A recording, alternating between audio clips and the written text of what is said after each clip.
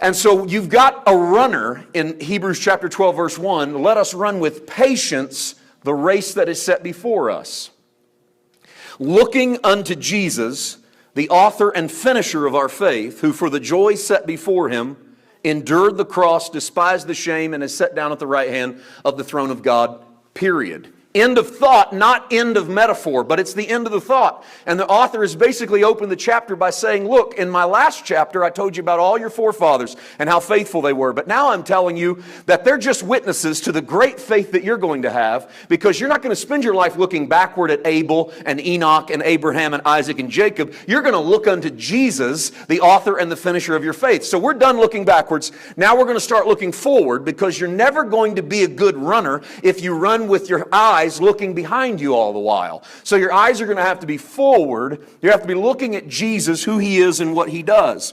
And so when you take that passage and then you transition into the discipline of God, and I didn't even put them all on the screen, because everybody knows these verses from verses 3 down through verse 11, how that the chastening that happens is for our discipline, that God chastens those that he loves. And a lot of people grab that passage, pull it out of its context, and they begin to teach discipline. Now, one of the things I don't know if you know anything about our teaching, our ministry, one of the things that I think is most important in Bible study is context. If you take the text out of its context, you're just left with a con, and most of us have been conned for a long time in the Bible because we just took texts right out of their context, slapped them on a bumper sticker, put them on our car, and called it our theme. I've seen verses on people's bumper stickers that I thought if they knew the context of that, they would have put something else on there. They'd have put that Jesus fish, almost anything else but that verse they had. I was talking to a man recently who had a list of questions for me. And he had come to a meeting early because he wanted to ask me. And I said, let's take 5 minutes. Let's try to answer a couple of those. I was on about question 3. And as I opened my answer, I said, well, the context of that. And that was the third answer I had opened with, well, the context of that. The guy's eyes rolled straight back in his head and he said, I am so sick of hearing about context. I said, well, I think I'm done answering questions. Because if you don't want context, you don't want the Word of God. And I found that that's actually the way a lot of us prefer to study. It's just scattershot. Just pull out a chapter today, take our finger, close our eyes, point, oh, look at that, there's my verse for the day. That's going to be my power nugget, and that's going to get me through. And we have absolutely no idea what we're dealing with. So we start talking about the discipline of God. Most people take it out of its context, and they put it in the realm of punitive. You did something wrong, God's going to beat you up for it. You've got sin, God's going to give you cancer. You're rebellious, God's going to teach you a lesson. But and the reason we do that is because we miss that this is a running metaphor. This is a sports metaphor.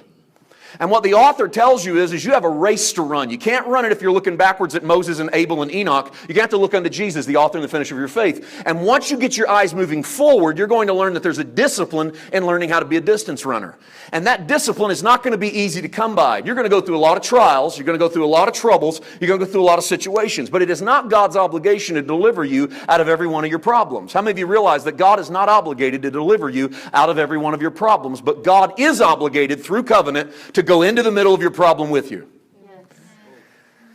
I will lead you beside the green grass. I will lead you beside the still waters.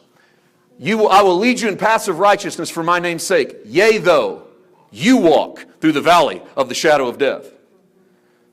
Did you notice? I didn't lead you there. I'll lead you to the grass. I'll lead you to the water. I'll lead you to the path. I won't lead you into the valley of the shadow of death. But if you go, lo, I am with you. My rod and my staff, they comfort you. I will prepare a table before you in the presence of your enemies. In other words, wherever you go, I go. I don't put you into the valley, but I won't leave you in the valley. God is not under some sort of covenantal, contractual obligation to always extract you from every difficulty, but He is under a covenant, contractual obligation that if you're in it, He's in it with you.